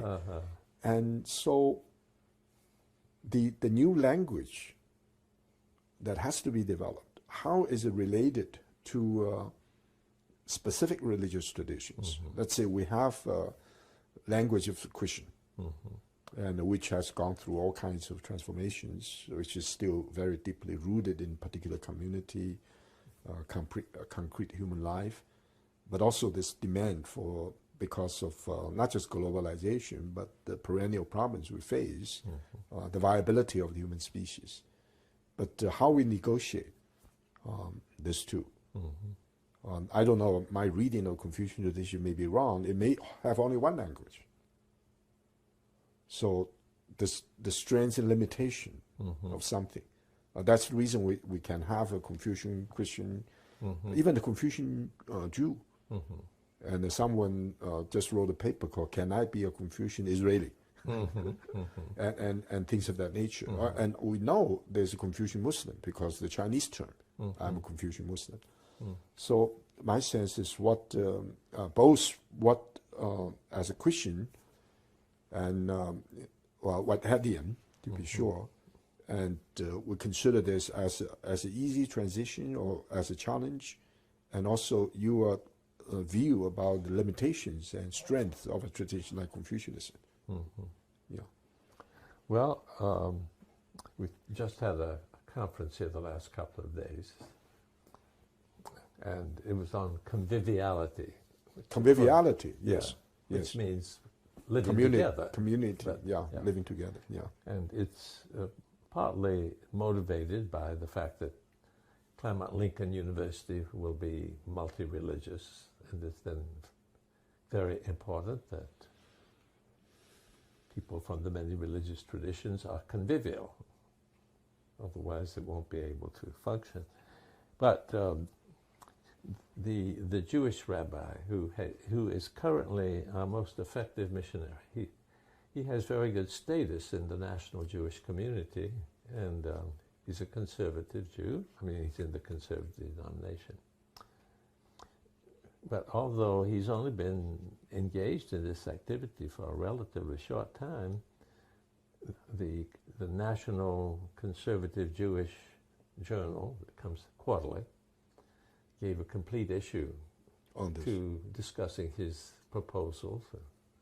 That's more attention than almost any Christian denomination has given. So anyway, there are breakthroughs like that excite me because I don't anticipate them. Right. And I don't do them, you understand. It's just, when it happens, it's wonderful. In any case, he said that he thought the time had come to, instead of saying that I am a process-oriented Christian or a process-oriented Jew or a process-oriented Muslim, we should say I'm a a Jewish-oriented process. So the process become being human. Well, that became, I mean... in the process becoming. Is that but he's speaking of process thought as itself being that to which he is primarily committed. Right. And he realizes he is committed to it as a Jew out of the Jewish, and others are committed to it as a Christian. But this shift of making the process commitment primary, or central, is along the lines of what you were speaking of. Absolutely. And I had never heard anyone say that before. I think that would be the most memorable result of this conference. Because I think if I understand him correctly, limited understanding, so this is not only a metaphysical, but also anthropological and existential definition of process. In other words... process thought has all those dimensions features, too. Right. That's right. It's also a scientific, a mathematical, a logical. I mean, it has it has a slant. It's a pair of glasses that, if you look through that, everything is different. It wouldn't be as different for a Confucian, you understand, as it would be for someone coming out of the First Enlightenment or out of the West, because it is an overturning of a metaphysics and a way of looking at reality, or sublimation. I mean, absolutely. You understand it does. But he points out, as so many of us have, that we have, when Jews and Hindus and Muslims who all have been influenced by Whitehead's thought get together, they communicate comfortably and freely. I don't mean there are no differences, but when Christians in the process community try to talk to Christian fundamentalists, no common language. So we have, in a sense, more in common with each other than we have with many of our co-religionists. So is it? I don't know. I want to make not to make sure. I want to be sure that I understand it. So instead of saying, maybe use the term in this specific sense, Whiteheadian Christian, but a Christian Whiteheadian. I'm a Jewish Whiteheadian. So that's what it amounts to. It amounts to, right. And none of us have ever said that before, at least not in a public way or a clear way. And I'm not sure that it's quite true, because our historical and community identities are so very strong. Powerful. So I think, but nevertheless, what you were saying was we need a more global vision that really relates to the issues of ecology, for example, and so forth. And all of us at this conference, we have that. We get it from Whitehead, and then we adapt our traditions accordingly. I think one way, because my own experience has convinced me that it is not simply idiosyncratic to use the term as a Confucian Christian, Confucian Buddhist, and so forth. I think not. Now the big question, following your lead or the inspiration, is the possibility of thinking about a Christian Confucian or the Buddhist Confucian and so forth. But in so doing, the Whiteheadian the Confucian will have to be transformed. Because otherwise, Confucian has a historical baggage. Whitehead has a modern baggage. So this will have to be translated in some idea of human, broadly. So you can say, I'm a Christian humanist, but not humanist in the ordinary sense of the term. I think that the problem is that humanists have been just as bad on the ecological issue. I see. Well, because of anthropocentric. Even a little worse. The word humanism connotes, you explain to me that is not true of what you're calling Confucian. That's fine. Yes. But just, you have to explain it every time you use the word. I know.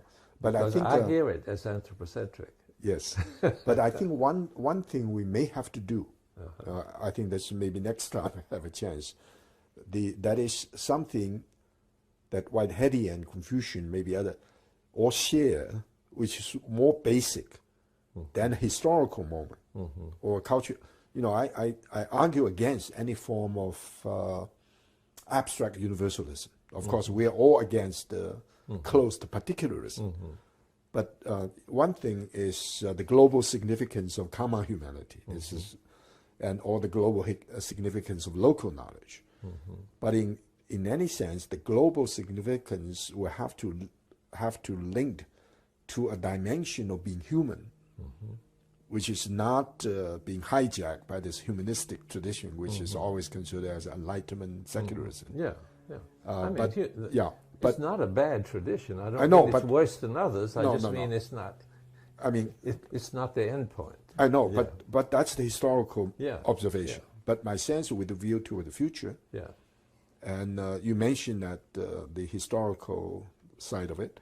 So, say a Christian or Buddhist Wadhadian, and you have to inquire, especially in reference to the modern challenge. After all, it's another adventure about the meaning of being a Wadhadian in the 21st century. That's exactly the question I need to address myself. So then you need to have not just a language, but an insight, much more comprehensive insight of what will point to that adventure. Because otherwise you certainly have a very strong sense of being part of a tradition, but its universalizability. And even you know, Unitarianism, I thought Emerson in a way is eminently more sensitive than a very, very narrow-minded evangelist. But still, Unitarianism seems not to have a lot of currency, whereas very fundamentalists' position turn out to be more persuasive. Well, I think that the success of religious communities, unfortunately, is more a function of how they affect the emotions than of how much sense they make, or even how much benefit they may be to the world. People everywhere are so hungry and troubled and in so much pain that anything that can alleviate the pain. And fundamentalists have learned to do that better than us mainliners. That's true with my own. We just have to admit it. I mean, it's not that I'm not happy about it. That's true with my own position as well. Wow, really, thanks a lot. Such a joy. Now, Whitehead's thought should point us in the direction of dealing more effectively with emotion, because for him, unconscious emotion is what energy is. And energy is the universal reality. So he says what we call energy in physics is subjectively experienced as emotion. So that's a very, very fundamental role to give to emotion. Absolutely. Yeah. So maybe if we adopt a Whiteheadian viewpoint and live with it, we will then give more attention to how to shape the emotions in a healthy way. And I'm sure Confucian development does that, but obviously today we have knowledge about the human psyche that was not available to Confucius, and I'm confident that Confucianists don't say, "Oh, you mustn't learn anything from." No, you know what I mean. Absolutely. I mean, to that extent, I have no doubt that Confucius is very open to learning from science and what the neuroscientists are learning about the brain is astonishing stuff. Right. If you're looking for really a religious life that will help with the masses of people, I think it's important that that we keep in mind, if we're going to try to influence these emotions, we keep in mind to what end we want to influence them. Right, right. And then try to develop the best methods that we can, because just resolving emotional needs at a moment may end up destroying the earth. Totally, sometimes it becomes explosive, totally uncontrollable. Yeah. I think in China, one of the dangers precisely when this also very deep, sometimes unconscious emotional forces that are generated by irresponsible demagogues and so forth. I'm not talking about political figures, no, well, but there's no including question. including Hitler was academicians. a master of manipulating emotions. Right. Demagogues, that's how they become so successful and powerful. And there are plenty of demagogues in the Christian church who manipulate people's emotions too, and get their passions associated with ideas that either don't make sense or do a great deal of damage. So it's well, thanks a lot. It's a problem in all of our communities. So I have more hope for China than I do for the United States at the present time. Well, since I've been in the States for a long time, and I'm just discovering China, and I reserve the judgment now, and I think my sense is... Probably the more I learn, the less hopeful I would be, so don't teach me too much. No, the sense I said, what I'm concerned about is not that, but the time frame. Yes. I think you in the United States you can, not just clamor. Anywhere you go, the whole intellectual atmosphere is more relaxed, and you say, well, we have a lot of apathy and so forth. That's not necessarily the case, but in China, the energy is tremendous, yes, and it's very quick, yeah, and so sometimes in a very short period of time. yeah. I think probably 5 years from now or so forth, we see something that can be very positive, yeah, and something can turn out to be, on the surface, very positive, that then the unintended negative consequence may be even more grandiose. So the worry, I think the more people that are vigilant, but at the same time not worry simply about stability, the better. Yeah. But how we do that? I think one of the, obviously a vast number of Chinese are excited about the possibility of entering into a consumerist society. When they've not had things in the past. Yeah. And a great deal of emotional energy can be generated around that. Yeah. And anybody who suggests, well, now, anyway, let's be concerned about the environment, may just get bulldozed down. So, but fortunately, I think we see some change. And no, I don't think everybody's doing that. I mean, no. That's why I'm saying I've got hope. But yes. But I think that the danger that the energy can get mobilized in destructive ways also in China remains. Very, very sure. Precarious, very, very, very strong. But in spite of the fact that sort of in the abstract I certainly prefer authentic democracy, I think the real issue today is whether decisions are made in terms of short-term economic interests, or are made in terms of long-term planetary interests. Absolutely. And in the United States, the corporations and Wall Street control us.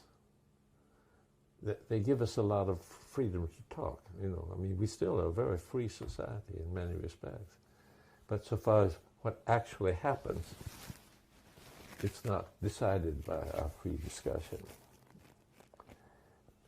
I think in China, the power of wealth is rapidly growing, but I do not believe it controls the central government in the way in which it controls the U.S. government.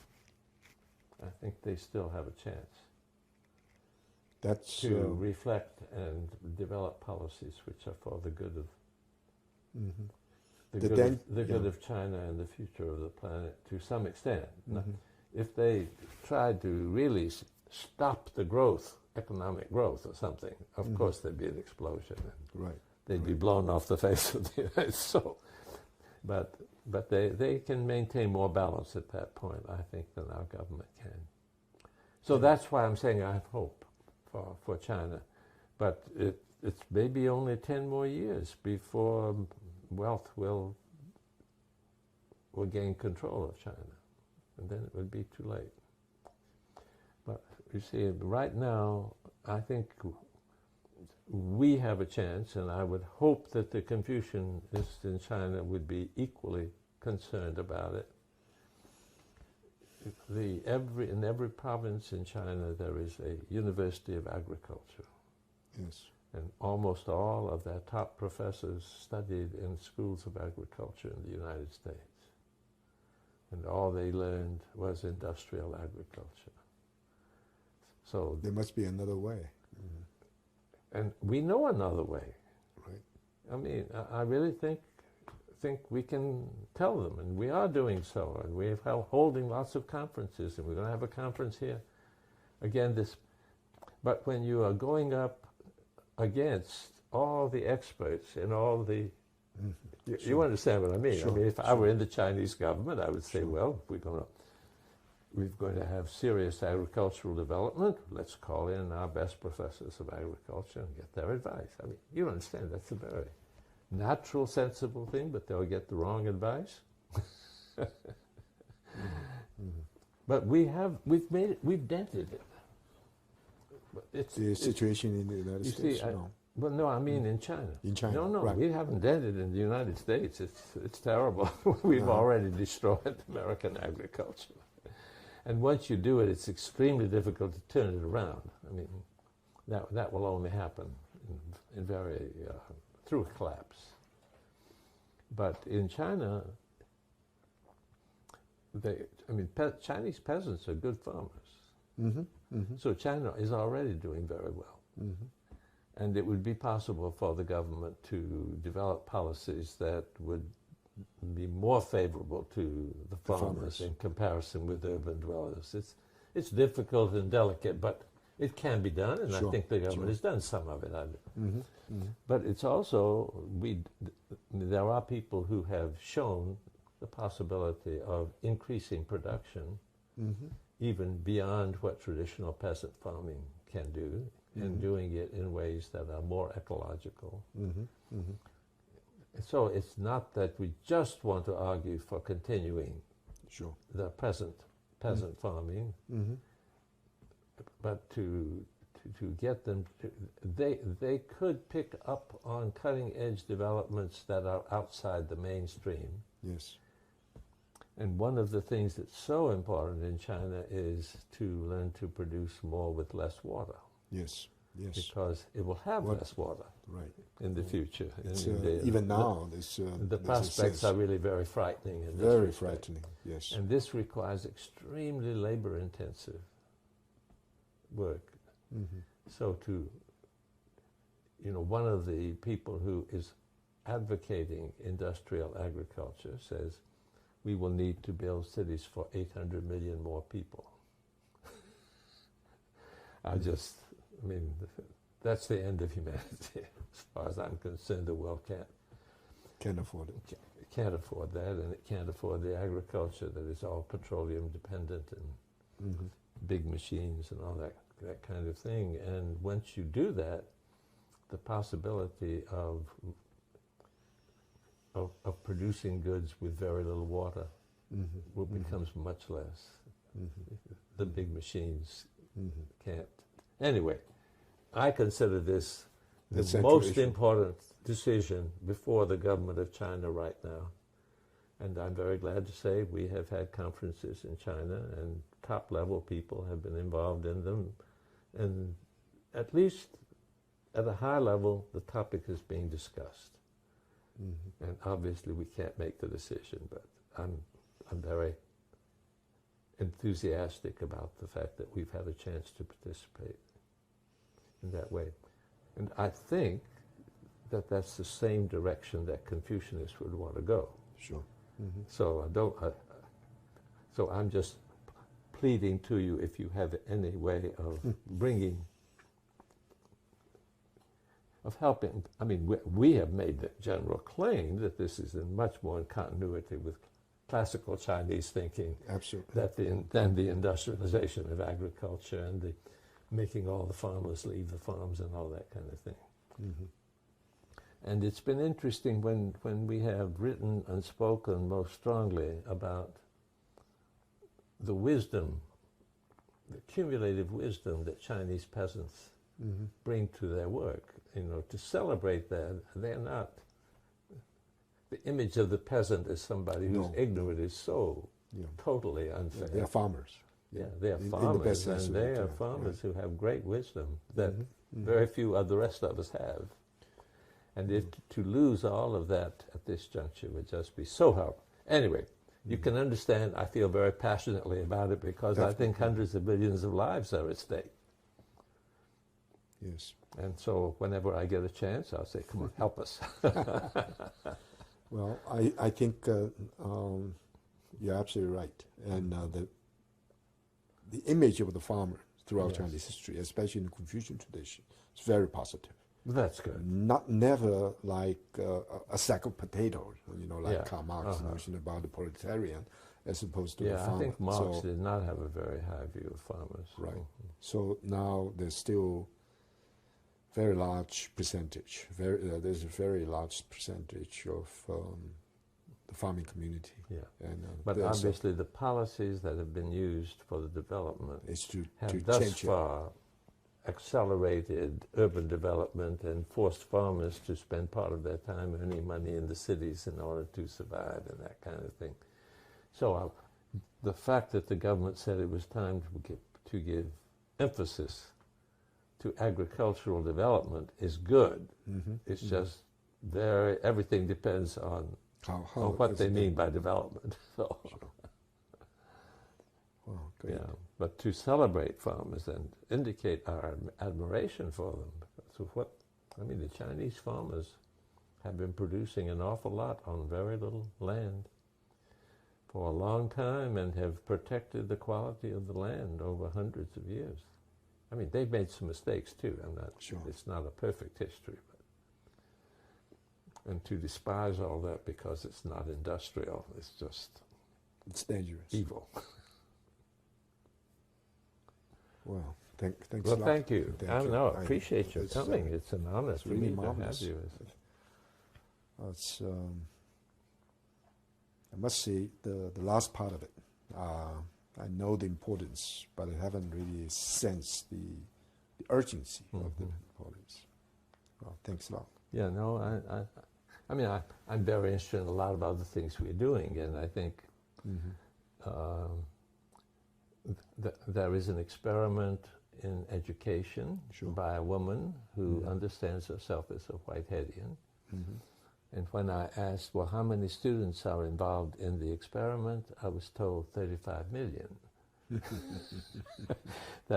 The numbers just boggle my mind in China. So I'm very interested in that. I think it's wonderful that Whitehead's educational theories are being tested in a laboratory of that kind. But I don't have the feeling of urgency about that I do about agriculture. Right. But we respond to whatever comes up, do our best. That's great. What I'm so happy about in my old age is that we did a lot of things over the years that had, a little drop in the bucket here and there, and trivial, marginal, and all that.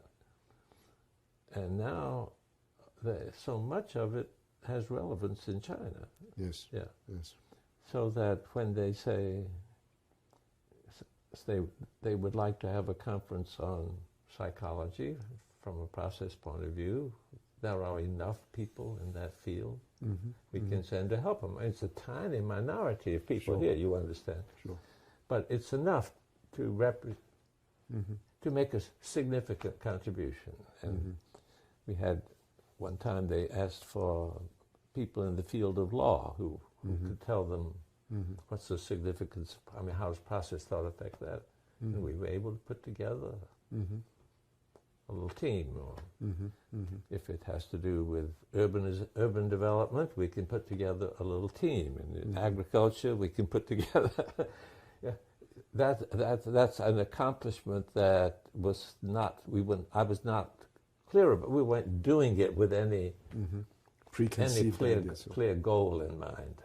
But it makes me very pleased that thus far we have not had to say, sorry, nobody has done it. So last year we did in our ecological civilization conferences. Last year we did ecological economics. I was a little nervous about that because, I still don't know how Marxist the government is. But if they want to be an ecological civilization, they've got to have an ecological economics, and they've got to have an ecological agriculture, and they've got to have ecological cities, and we can put on conferences on all those topics. Sure. So that's wonderful. I'm proud. Yes. That doesn't mean that that's what's going to happen, you understand. But well, that possibility itself. There is interest, and that we thought we were developing a blueprint for really making a difference, and we didn't think anybody would ever try it. So the fact that Chinese are interested, you can imagine how much that does for me.